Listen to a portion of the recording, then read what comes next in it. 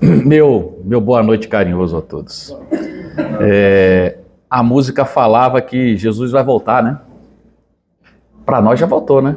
Que bom, né? Nossa, isso é extraordinário. E um dia vai voltar para toda a sociedade, né? Quando o Espiritismo verdadeiramente for reconhecido como a luz do mundo, deixarmos o cenário de hospital para construirmos verdadeiramente a escola, né, da sabedoria. Essa é a grande proposta para o Brasil e para o mundo nos próximos séculos. O tema da noite encerra uma das questões mais complexas do ponto de vista da psicosfera terrestre. Eu diria, nas minhas leituras, nas minhas reflexões e também do ponto de vista das estatísticas, que os dois maiores problemas espirituais são o aborto e o suicídio. São temas duros, às vezes mórbidos, mas a literatura espírita nos dá uma compreensão muito mais misericordiosa e muito mais rica em relação ao que a sociedade aponta como ideal. E realmente a gente tem visto a questão do suicídio de uma forma que não está sendo bem conduzida, nem pelo quesito religioso, muito menos pelas forças públicas. Eu conheço muitas autoridades do ramo de segurança, polícia militar, bombeiros, coronéis, major, capitães, e todos são unânimes em dizer que Brasília, toda semana, tem dezenas de suicídios. E mais algumas dezenas, e às vezes centenas de tentativas que não são registradas da maneira adequada e não são divulgadas. Eu diria então que o suicídio é uma pandemia oculta, porque as pessoas não estão se atentando. E o fenômeno do suicídio na adolescência e na infância tem crescido também de maneira avassaladora. Tenho companheiros de atividade espiritista que são diretores de escola, são orientadores educacionais e reputam as mesmas impressões. Crianças de 11, 12, 13 anos ou se matando e muitos tentando se matar. Então o tema é complexo e é importante que a gente se debruce de vez em quando nesses temas um pouco mais técnicos, não abrindo mão da questão evangélica. O que a OMS diz? E, obviamente, a exiguidade e a precisão das estatísticas é muito grande, pelos próprios estudiosos da OMS. Em 2014, portanto, há mais de 10 anos, nós tínhamos um suicídio a cada 40 segundos, segundo a OMS. Passados 10 anos, 2024, é um suicídio a cada 30 segundos. Um aumento mais de 20% em 10 anos. Quando a gente pega a escala dos últimos 30, 40 anos, a gente tem um crescimento de 1% ao ano, segundo os estudos mais confiáveis. Mas o que é importante a gente entender, para nós espíritas, inclusive pais, com sobrinhos, com netos, que 90% dos que tentam suicídio avisam antes. Então a gente precisa ficar atento aos sinais, porque podemos sim evitar essa grande tragédia, que é, do ponto de vista espiritual, a maior de todas. O suicídio infantil no Brasil e no mundo vem crescendo de maneira avassaladora. Os dados são imprecisos, mas nos últimos anos nós temos já registrados, e a gente entende o seguinte, tá? É abaixo de 13 anos. Porque 13 anos já é pré-adolescente. 13 aos 18, né? Com a variação aí, se a gente considera o que a OMS diz, ou que o ECA, mas vamos ficar dentro da leitura da análise biológica e bioquímica. Então, de 12 a 13 anos, pré-adolescência. Então, abaixo dessa, nós podemos classificar como criança. 3.285 casos no Brasil nas últimas décadas. Obviamente, lembrando que essas estatísticas são absolutamente inadequadas e a gente vai ver o porquê. O Brasil é o 8º dos 184 países, 194, homologados, registrados, acompanhados, né, abraçados pela FAO, pela OMS, pela ONU. Então, dos 194 países reconhecidos, a gente sabe que são mais. Em torno de 200, 203, porque tem anexações de territórios, mas dos 194, o Brasil é o 8º em número de suicídio. É claro, é uma população grande, Mas somos um país religioso, somos o coração do mundo, a pátria do evangelho, não era para nós estarmos nessa estatística. E, segundo os estudiosos, essas estatísticas estão 3, 4, 5 vezes minoradas. Droga e álcool, motivadores. Nem precisamos nos delongar. Segundo a OMS, 40% dos casos está associado com drogas e álcool. Droga e álcool. Entre 15 a 29 anos é a terceira causa de morte no mundo. O mundo parou anos pela pandemia do Covid, mas não para analisar a questão do suicídio. O suicídio é a terceira causa de morte, só perde para acidente de trânsito e violência. Nessa faixa, né? Que é uma faixa onde se concentra o maior número de suicídios, de 15 a 30 anos. A OMS diz que 50% das mortes violentas do mundo são suicídios. Então a gente precisa entender o seguinte, que se juntar todas as guerras, não dão o número de suicídios. E ninguém fala de suicídio. Ninguém. Tivemos agora o Setembro Amarelo, né? Mas uma outra informação, as coisas são esparsas, desconexas. Eu pergunto para essas autoridades, como já perguntei várias vezes, né? Para esses meus companheiros de segurança pública, embora não atue na área, mas a gente conhece muita gente. Eu falo, mas por que vocês escondem essas informações? Não, eles não sabem explicar. É impressionante. Gente, é um problema que precisa ser colocado, né?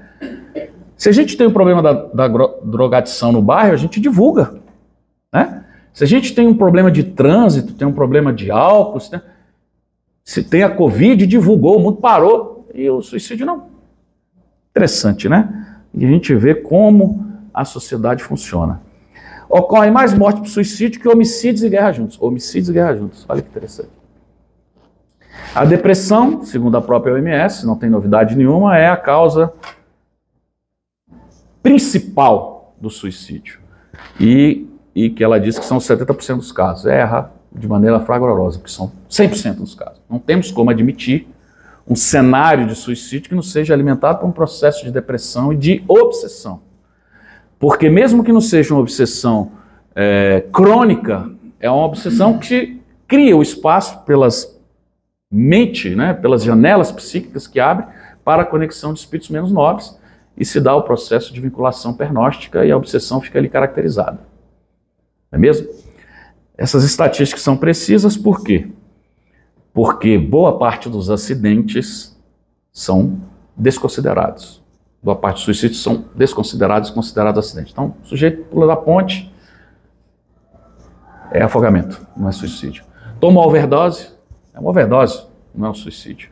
Pega o carro e joga no muro, no poste, uma ribanceira, um acidente de trânsito. Aí a gente tem que entender por quê.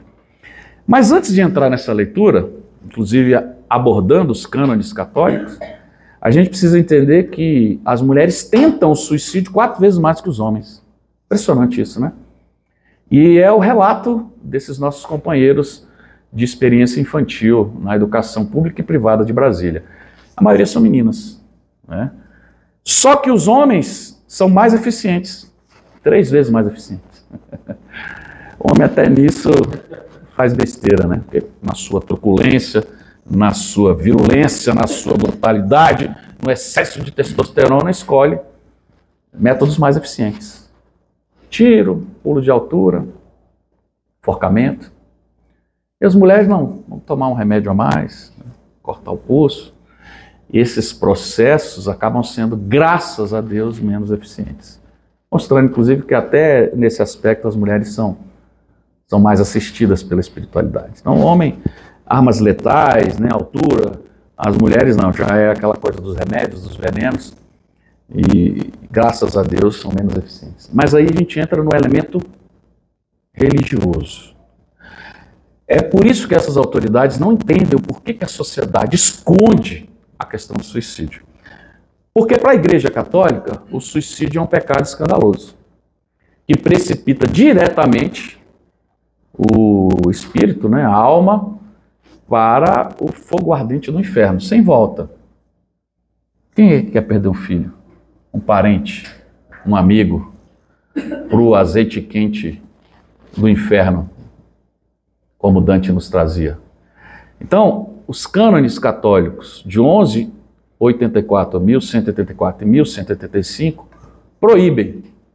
Não vamos usar a palavra Veda porque, né, suscita dúvida até pelas autoridades desse nosso país, que é impressionante, né? Meses de discussão querendo mudar o que significa o conceito, a leitura direta de uma palavra. Então, Veda proíbe todas as concessões das exéquias eclesiásticas.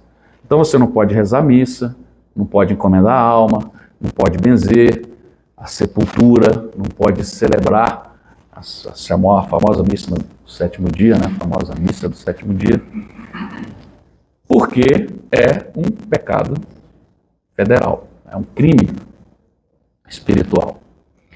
Então a gente percebe que a sociedade, embaixo desse atavismo milenar que a Igreja Católica institui, tem medo de admitir que os seus estão se matando.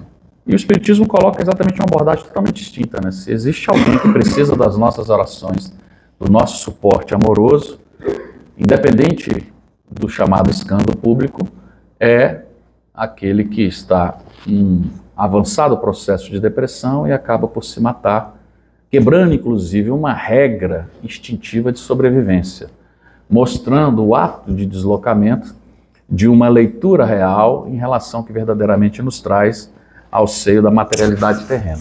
Então essa proposta que a Igreja nos traz e que a sociedade abraça há milênios em relação ao suicídio, ela não tem se mostrado exitosa, porque eles tentam esconder para não perder adeptos, né? A verdade é exatamente essa. O que o Livro dos Espíritos diz em relação ao suicídio? Lá nas questões de 943 a 957. Por isso que o religioso ele não pode estar preocupado com a questão proselitista. Ele não tem que estar preocupado com o público, com a quantidade, né? Eu conheço palestrante famoso, né, em nível nacional, que diz que não faz palestra se não tiver menos de 150 pessoas na plateia. Eu fico me perguntando se essa criatura devia ter nascido no Brasil ou na Terra, né? Por que não em Júpiter, Saturno, né? Como se o que ele fala não servisse para ele primeiro, né? Mas mostra como essas pessoas estão desconectadas com essa realidade. E também uma visão míope, né? Absolutamente míope, porque nós não estamos aqui limitados a 30, 40 pessoas, em absoluto, né? O Chico mesmo passou por essa experiência no início do processo de desenvolvimento da mediunidade. Ele começou um trabalho, e vem agora a biografia, um trabalho de leitura e de estudo em cima do Evangelho, e quando ele começou, né, com os fenômenos lá em Pedro Leopoldo, as pessoas ficaram maravilhadas, né, porque o fenômeno atrai, né? E muito jovem e tal, ancorado por Emmanuel falou, não, vamos abrir um grupo de estudo. E começou, primeira semana lotada, foi diminuindo, 3, 4 meses, teve um dia que estava só ele, o Chico, só ele. Aí Emmanuel falou, não, mas não tem muito sentido, né, a gente fazer um estudo só para eu e você. Emmanuel, como é que é, meu irmão? Estende a mão, provoca uma dilação da sua capacidade visual e ele percebe um anfiteatro com mais de 3.000 pessoas. Dizendo, Chico, se os vivos não querem, os mortos estão sendo preparados para reencarnar. Vamos continuar o trabalho.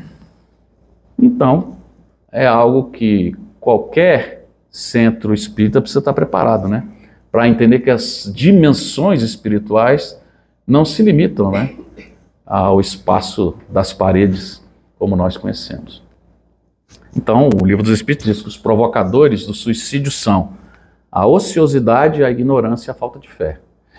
O ditado popular, mente vazia, né, oficina do diabo. Isso é uma verdade, né, extraordinária. Por quê? Porque a psicosfera é densa, a psicosfera é pernóstica, porque o mal sobrepuja o bem. E aí a mente vazia se conecta com quem? Com o mal, porque o mal é a maioria. Porque o bem precisa de disposição, o bem precisa de disciplina, precisa de método, precisa de envolvimento. O mal não. O mal é tranquilo, é direto. Ignorância, falta de conhecimento.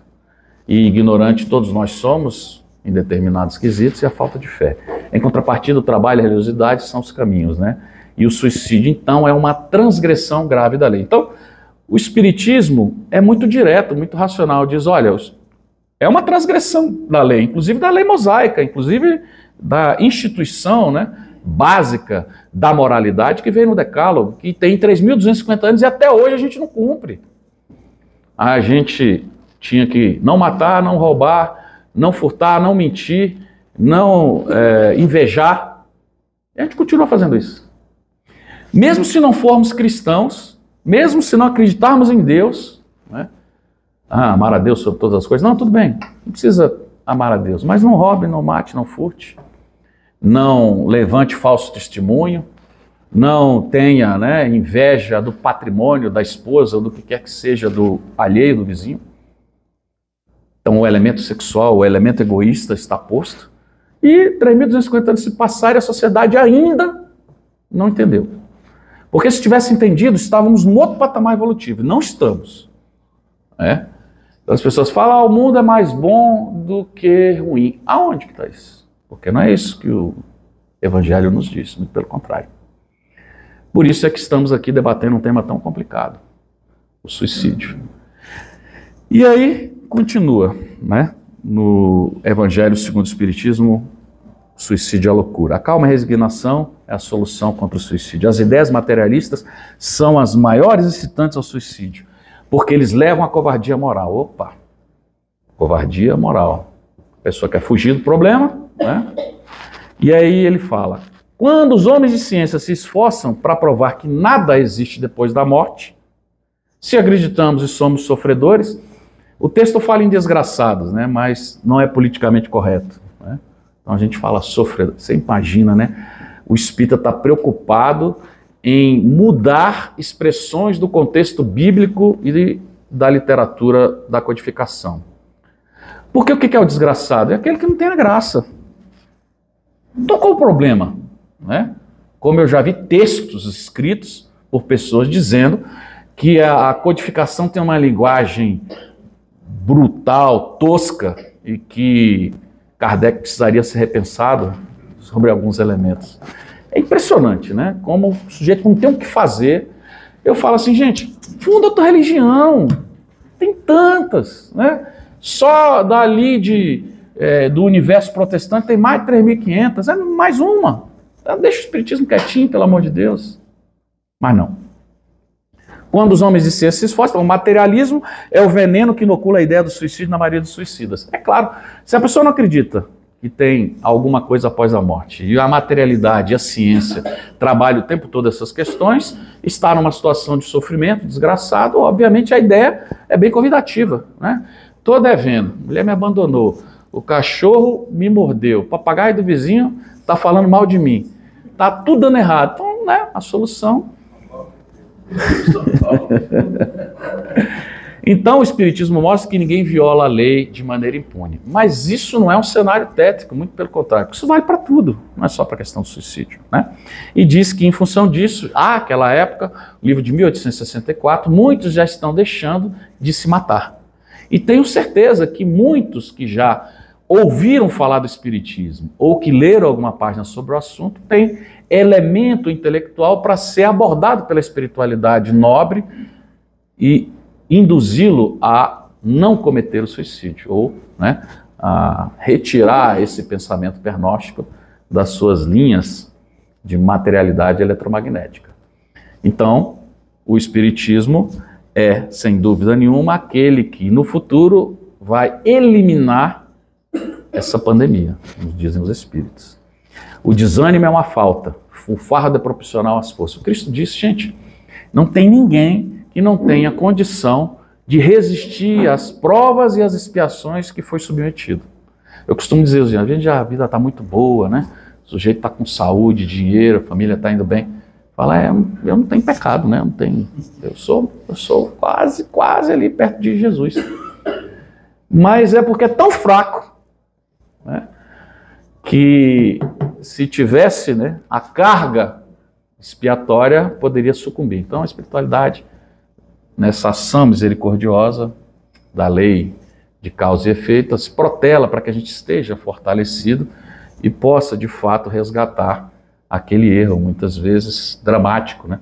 Nós temos na literatura o caso do karma coletivo, né? Da turma do circo, Gran Circo Interamericano, né? Norte-americano, que foi em Niterói, um resgate kármico 1.800 anos depois, que aconteceu nas Galhas, né? Então, 1.800 anos depois, um resgate coletivo. Então a gente precisa entender que essa questão da leitura temporal merece uma reflexão mais profunda. O livro Céu e Inferno também aborda essa questão, dizendo que não temos absolutamente nenhum pretexto sobre qualquer prisma sociológico, financeiro, físico, intelectual, religioso, moral, cultural, nenhuma justificativa sequer mínima para que a gente possa descumprir, né, uma determinação divina que é de nascer para praticar, obviamente, né, deveres, incumbências, progredir conforme a lei dentro dos elementos provacionais e expiatórios. Então, a morte, ela precisa ser entendida como um elemento pragmático e planejado. E aí, o livro Céu e Inferno chama atenção para aqueles que se envolvem em atos heróicos, dizendo que não.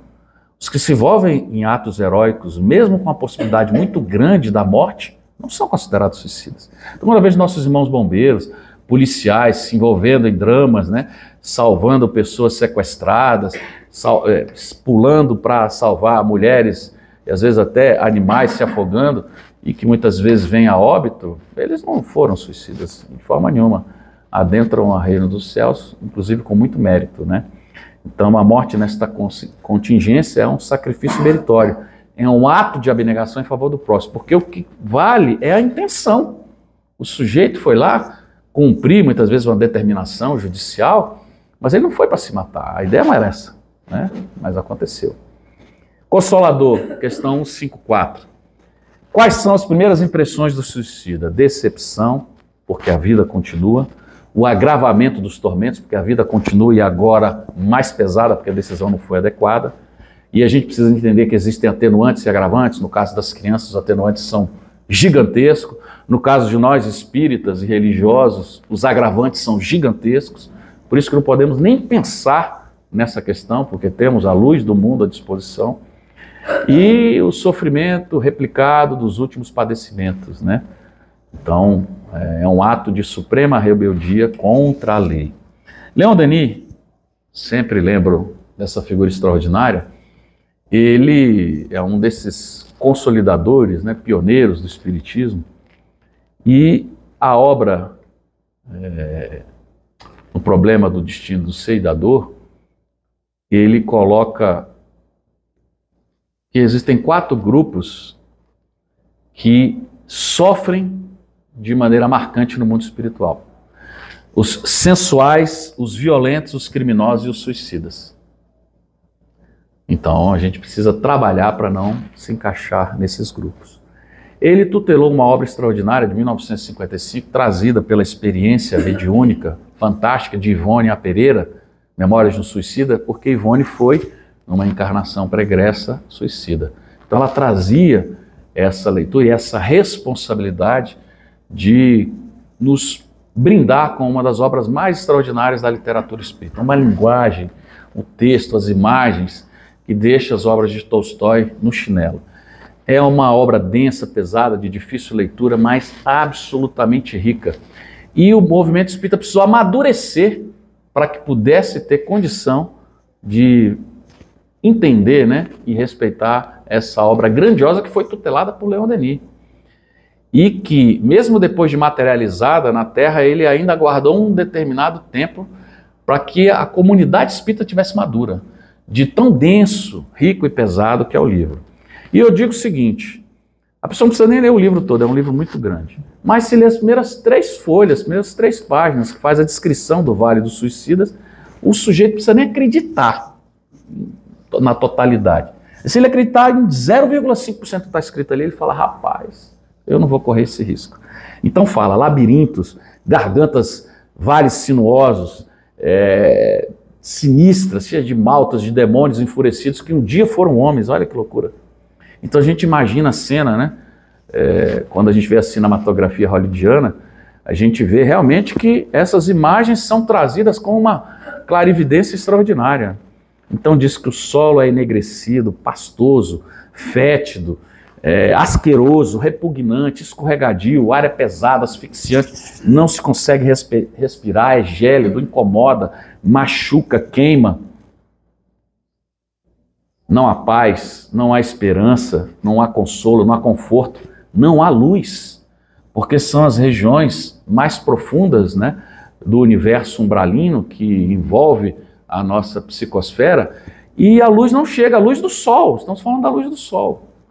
E eles não têm a noção se é dia ou noite. O sujeito fica lá 10, 15, 20 anos, não tem noção do tempo que ficou. Olha que loucura, né? Não há perfume, não há trégua, não há plantas, não há arbusto, não há a sensibilidade do vegetal, do animal submisso, do animal carinhoso, cenas repulsivas de animalidade, práticas sexuais sórdidas, estupros, violência, espancamento, a lei do mais forte prevalecendo. Isso só para fazer um resumo, né, dessas páginas absolutamente extraordinárias. Se não bastasse esse sofrimento pela escolha absolutamente impensada e irracional, existe uma conexão dos nossos sofrimentos com os sofrimentos alheios. É como aqui, nós temos uma conexão positiva.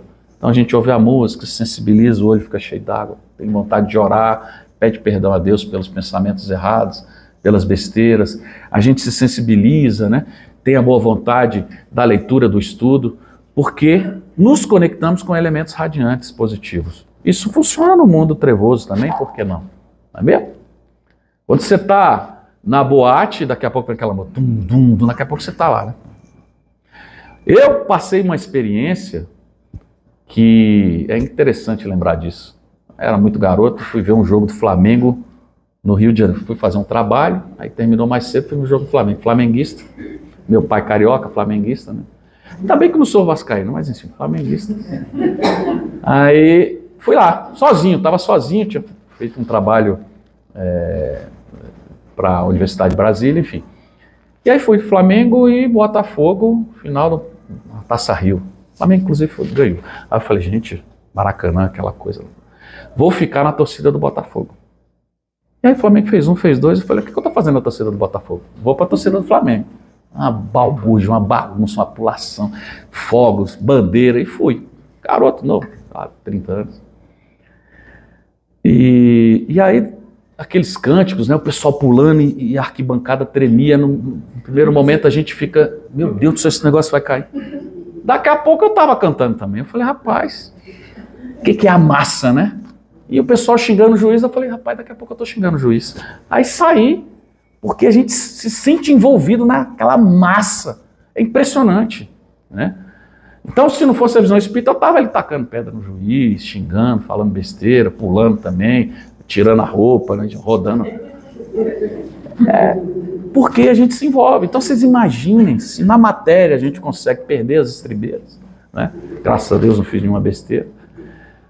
Imagine no mundo espiritual. Então, o que eles dizem?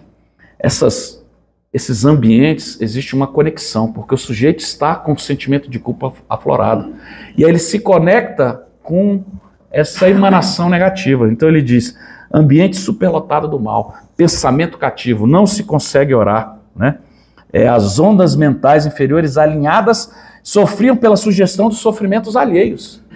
Então o sujeito sofre pelo erro dele e pelo erro alheio. Um negócio impressionante. Ela encerra dizendo que a plenitude na região das sombras. É claro que isso é o grau mais, vamos dizer, acentuado, né, dentro do que as regiões umbralinas nos apresentam. Mas tem um livro que é pouco conhecido, o Evangelho das Recordações, de Eliseu Rigonati, que ele conta a história que a família dele vivenciou. Ele tinha um irmão chamado Vasquinho, que com 18 anos resolveu se matar. E aí, isso foi em 1938, se jogando no Rio Tietê. Não era tão ruim como hoje, né? Mas também não era essa coisa toda.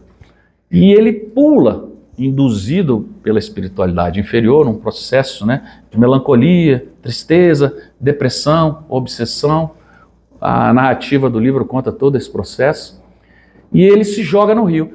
E ao se jogar no rio, como se tivesse cumprido um ordenamento maior, ele se sente bem. Se sente bem, se sente... Nas primeiras goladas de água, ele desperta e se arrepende. Se arrepende, tenta nadar até a margem, bate a cabeça, desmaia e morre. Mas o livro deixa claro que esse momento de arrependimento criou um conjunto grandioso de atenuantes. Olha que coisa interessante. Um jovem de 18 anos. Hoje um jovem de 18 anos é muito mais esperto, informado do que um jovem de 18 anos da década de 30. É mesmo? Estão falando aí 90 anos. E o que ele conta? Que começou a aparecer para o irmão espírita, né, no sono e desdobramento, sugerindo que o irmão montasse um grupo de amparo aos suicidas. E o Eliseu faz isso.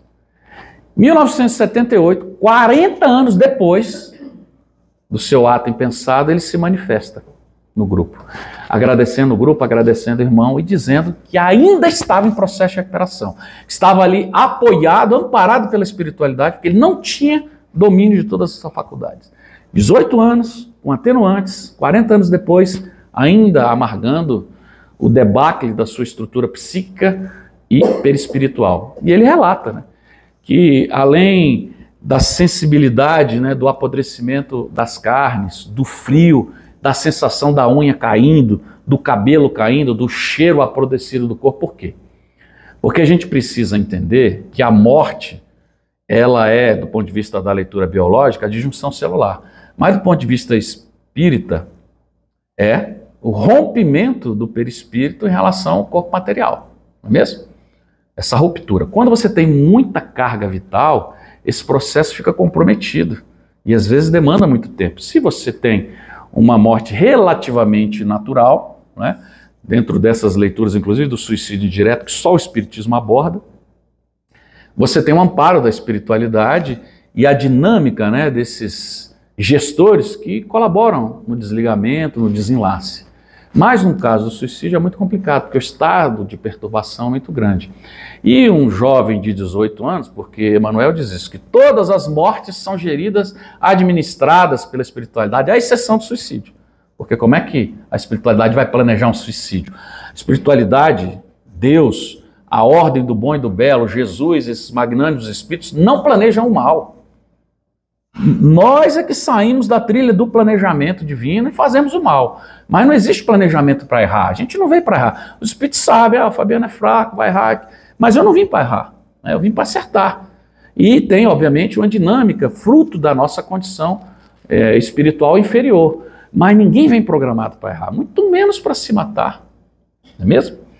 E ele diz então que essa condição de desvinculação foi muito complicada. Depois ele foi amparado pela espiritualidade, foi levado para as clínicas, por uma série de atenuantes. Era jovem, né? Teve a oração da família, teve o amparo dos espíritos amigos, um conjunto gigantesco de atenuantes. Mas ele disse que o choro da mãe doía amargamente, né? Porque recebe esse impacto magnético, né? Então, é uma leitura interessante que nos ajuda a compreender o que significa o ato do autocídio, né? Então ele diz, só com a decomposição da matéria estruturada é que os espíritos conseguem se desvincular. Então essa decomposição às vezes demora semanas, né? Dentro desse processo de apodrecimento natural.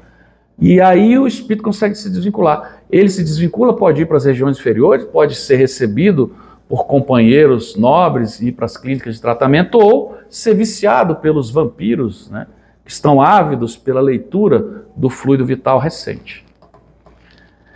Então os que vão para o vale do suicida são os casos mais graves, né, os casos de rebeldia, sem grandes atenuantes, que ficam retidos na matemática dessa energia vital. O sujeito tem mais 30, 40 anos, esse processo de desgaste dessa energia vital se dá nessas regiões inferiores. E o livro traz, né, Memórias Suicidas, o maior hospital que a gente tem notícia, gerido pelos legionários de Maria. Obviamente Maria está acompanhando esse processo, né, porque ela tem uma preocupação grandiosa pelos nossos irmãos suicidas, mostrando que a questão do suicídio é clara, e o hospital tem de frente, não falo de fundo, mas de frente 1 quilômetro. Quem conhece o ICC na UNB, é o maior prédio horizontal da América Latina, tem 700 metros. Então você imagina um hospital com vários pavimentos, com profundidade, com 1 quilômetro de frente, atendendo, né, essa dinâmica dos espíritos vinculados à nossa realidade. Então é algo impressionante. O Richard Simonetti, no livro Para Viver a Grande Mensagem, ele traz uma história de um senhor de 45 anos que morre de maneira prematura. E aí todo mundo dizia para a viúva, não, era a hora dele. 45 anos. Era a hora dele. Não cai, né, uma folha de uma árvore sem os desígnios maior. E aí Richard Simonetti conta, amparado pela espiritualidade, que na verdade no caso dele foi um ledo engano.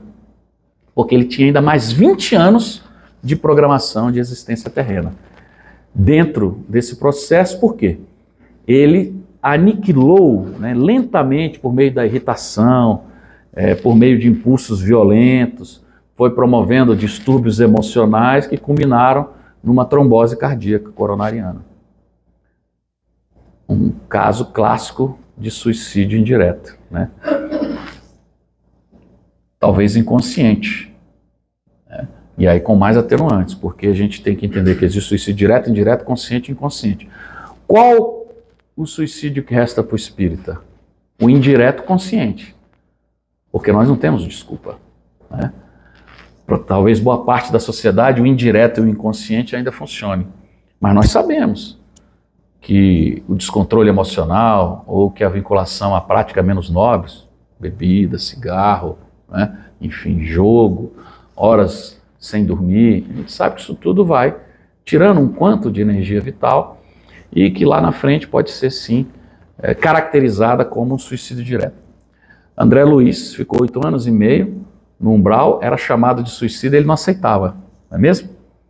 Mas ele tinha o hábito, né, da boemia, ele teve desvios no campo do sexo, teve sífilis, então isso tudo criou, obviamente, uma aceleração, uns distúrbios, né, gástricos, uma aceleração do seu processo de retorno à pátria espiritual, 8 anos e meio, até que se arrepende, né, e é abraçado pela espiritualidade amiga. Joana de Ângeles, no livro Após a Tempestade, diz lá, das consequências dentro desse espectro absolutamente racional. Então ele fala, aqueles que esfacelam o crânio vão ter possivelmente limitações no campo do exercício mental, as chamadas idiotias, dependendo da área afetada, surdez, mudez também, né, função de tiro, e conforme a parte do cérebro afetada. Então ela faz essa conexão para que a gente entenda a racionalidade desses processos, né? Os enforcados normalmente têm processo de paraplegia. Por quê? Porque destrói a estrutura, né, de composição da coluna vertebral. Aqueles que se envolvem, né, com a questão dos tiros, muito comum no coração, vão ter as cardiopatias congênitas. Os que se utilizam de tóxicos e venenos, né, no caso do espírito feminino, as deformações congênitas, as úlceras gástricas, né, os cânceres intestinais, como vemos tanto, né, e está tão comum recentemente. Então a gente precisa entender que esse cenário é absolutamente complicado. Mas Bezerra de Menezes diz que nós, na condição de espíritas, não podemos deixar os nossos filhos, os nossos jovens, à mercê da influência da sociedade. Que ninguém pode empreender tarefas nobres, diz Bezerra de Menezes, sem vigoroso empenho na educação evangélica da criança. E por isso que eu digo, né, se tem um papel importante na casa espírita é a evangelização. Se a criança, desde as primeiras idades, tiver essa semente, né, inoculada na sua capacidade receptiva mental, ela não vai, de forma nenhuma, né, alimentar esse deslumbre em torno dessas soluções absolutamente pouco inteligentes. Mas tem um livro, Obras Póstumas, tenho certeza que todos conhecem, lá na segunda parte, um texto absolutamente extraordinário chamado Regeneração da Humanidade, e que diz o seguinte, regeneração da humanidade, e a gente pega algo que foi escrito em 1890, e o que ele diz?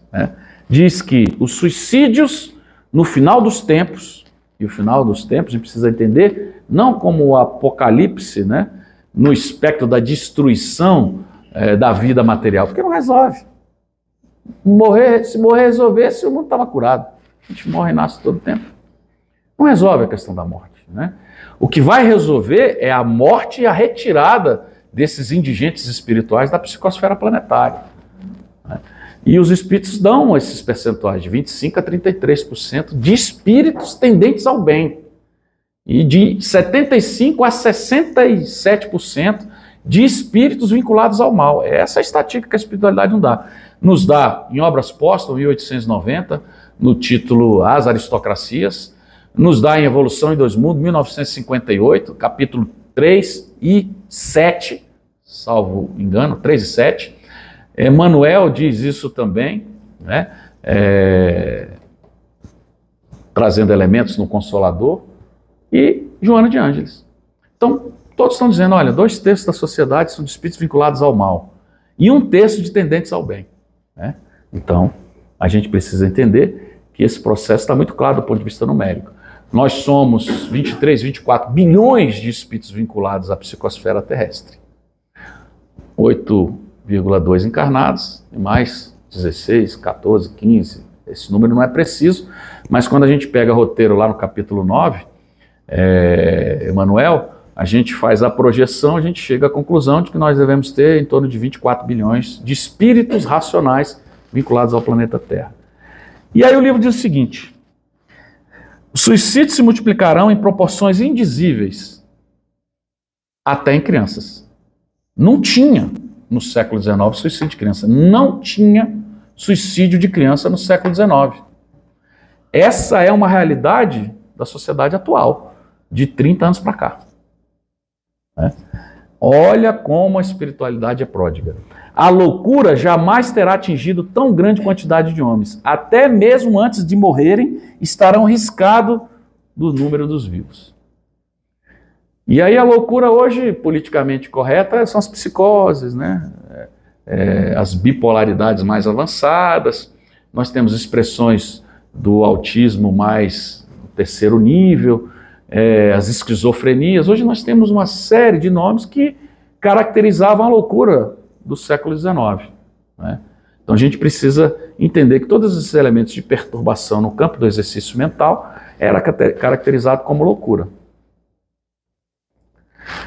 São esses os verdadeiros sinais dos tempos. Então, depressão, toque, esquizofrenia, transtorno bipolar, transtorno de ansiedade, nos casos graves de autismo e tantas outras expressões dos distúrbios da capacidade cognitiva estão aí postos mostrando que os elementos da loucura são e foram considerados pela espiritualidade há muito mais de um século. Né?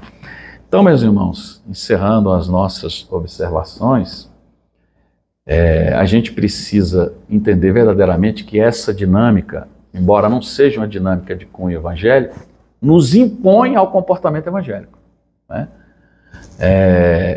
E precisamos olhar ao redor, ter essa sensibilidade com os nossos parentes, amigos, vizinhos, companheiros de atividade profissional, porque também a euforia aparente é um processo caracterizado da depressão.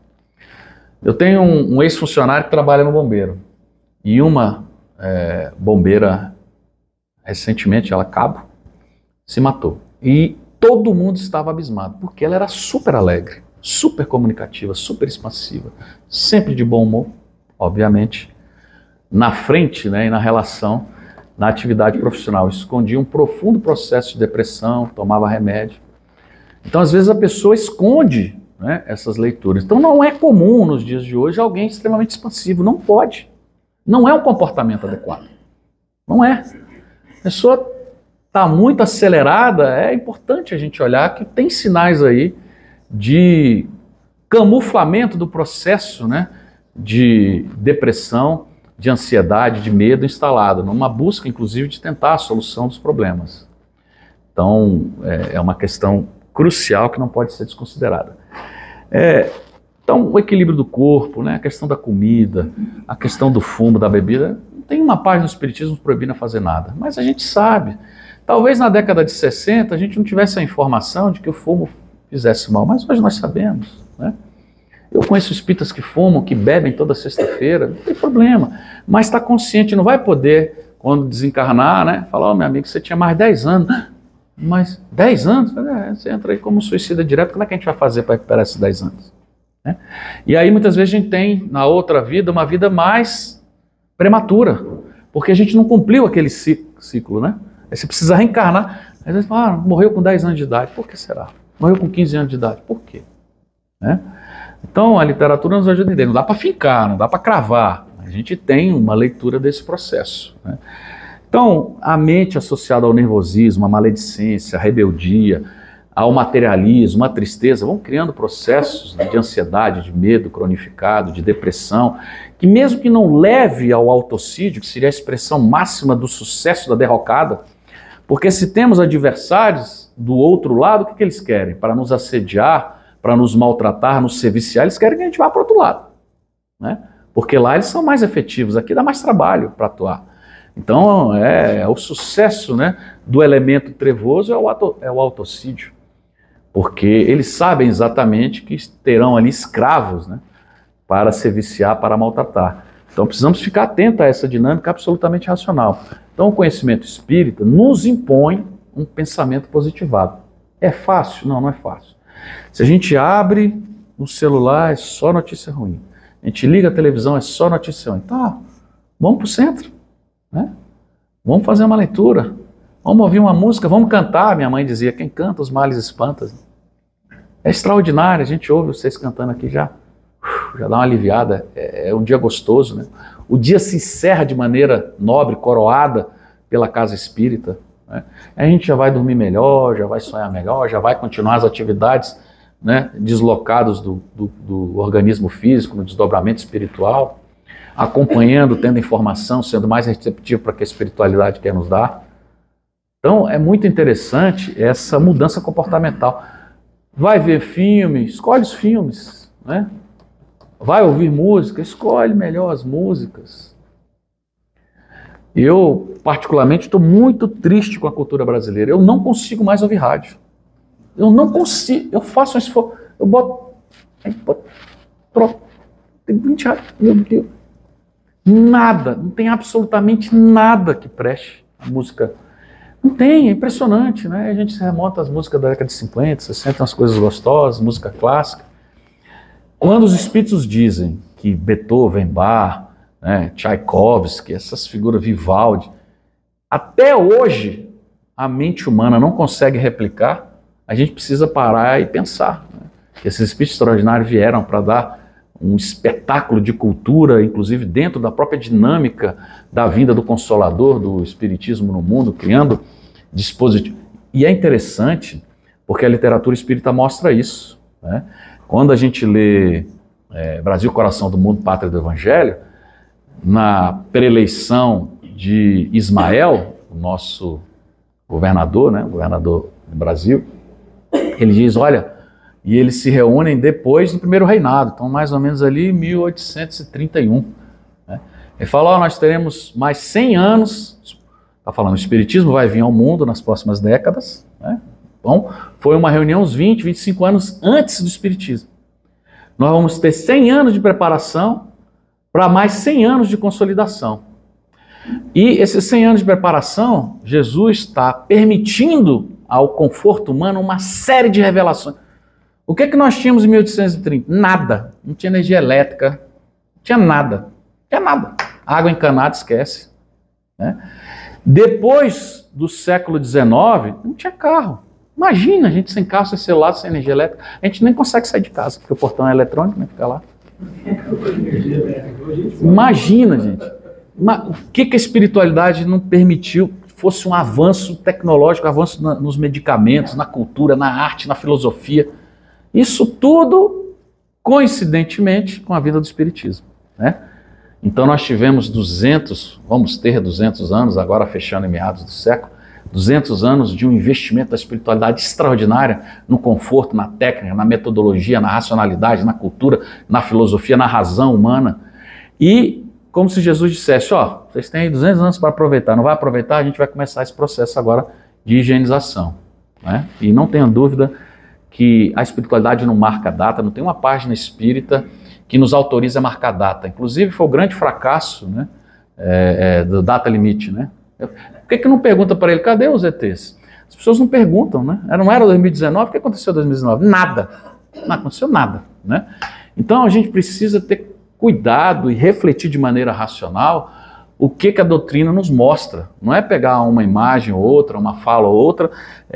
Inclusive, na época, o Divaldo falou, né, que se sentiu chateado porque ele pegou frases esparsas do Divaldo e colocou como se o Divaldo estivesse homologando aquele enredo.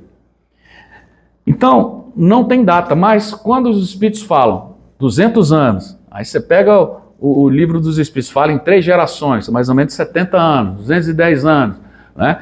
Aí você começa a conectar alguns elementos mostrando que verdadeiramente a espiritualidade trabalha com leituras esparsas do ponto de vista temporal. 1, 2 séculos é razoável. Quem é que não tem notícia do Cristo? Quem é que não tem notícia dos elementos moralizantes? Quem é que não tem acesso, né, ao conforto?